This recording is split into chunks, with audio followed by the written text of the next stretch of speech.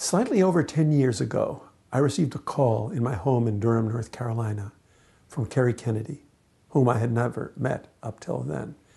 And she said that she had created a book where she had interviewed over 50 human rights defenders from around the world, and would I consider the possibility of turning those voices into a play?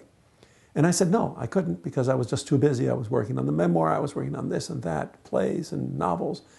And she said, could I just send you these interviews and you read them and you tell me what you think? So, of course, I said yes. And I read those interviews. And the next day I called her up and said, yes, let's do this play. I think I know how to do it. I can't say no. I said, in some sense, I have been waiting my whole life to write this play. And the reason why I decided to do this is because those voices were very, very special. My name is Digna Ochoa. I am a nun who started life as a lawyer. I have always felt anger at the suffering of others.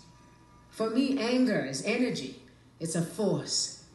It was not only the fact that there were many famous people like Elie Wiesel and the Dalai Lama and Václav Havel, among them Rigoberta Menchú, people who had won Nobel Prizes and were very well known as human rights activists. But I was particularly taken with the fact that there were so many women and men who were defending human rights around the world for the most diverse causes, and I had never heard of them. My name is Rana Husseini. I felt that if I kept silent in jail, then the dictators had won. I started the first domestic violence hotline in Russia in 1993, almost by accident. They were voices that came to me. And basically, these voices had a blend of having witnessed violence of a certain sort and having overcome fear, the fear that comes, that is the malignant twin of all violence. Did it take courage? It took stubbornness. Stubbornness, like a metal cord inside. These were men and women who had seen ancestral lands be taken away, had seen languages censored, had seen fathers and sons abducted, or mothers refused the possibility of finding where their sons were. And rather than get rid of the fear by hiding, these voices had found courage somehow and had found a way to speak. They had spoken out, and as they had spoken out, they were communicating with one another. In other words, they were becoming more courageous. The more they spoke out, the more they destroyed the silence, the more they fought back against the darkness. And I felt that this was part of my own struggle, what I had seen when I had been forced out into exile from my own Chile, when I had been the witness to terrible crimes against humanity done by the dictatorship then in my country, and that I discovered all over the world when I went into that exile, when I wandered the earth. And so I felt as if the play that I could write would be a play where these voices would interlink in a sort of a cantata of hope, a cascade of different sounds and testimonials, witnesses to both the courage but also the fear.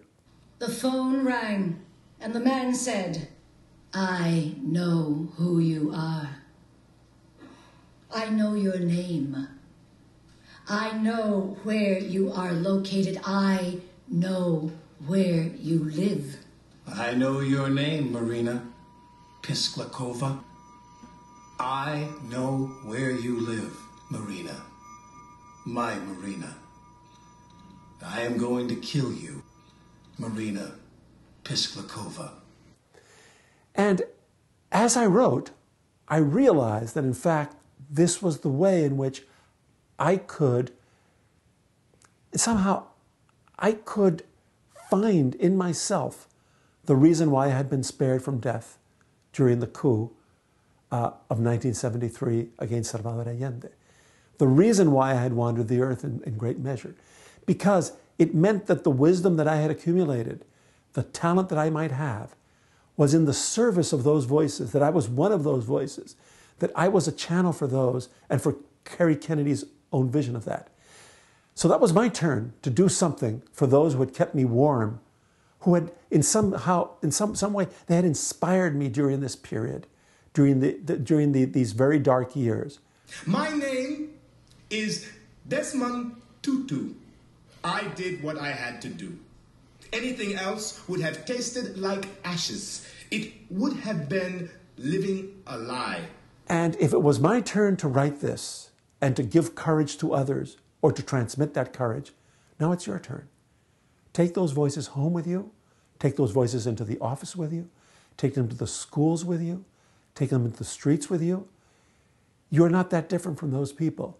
You also may be witnessing violence. You also may be full of fear. But courage is as contagious as fear. And silence will never have the last word. And so we continue, knowing this. Knowing this. If we bring people to their own best hearts, they will respond. That's what you know. I don't want to pretend I was a hero. I did what I had to do, that's all. We did what we had to do. The work has just begun.